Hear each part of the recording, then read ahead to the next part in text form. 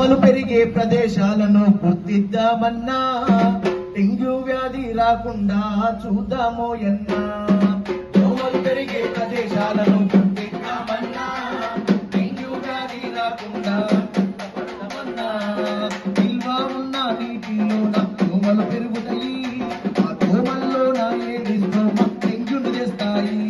ఆ దోమల్లోన ఏడిస్ దోమ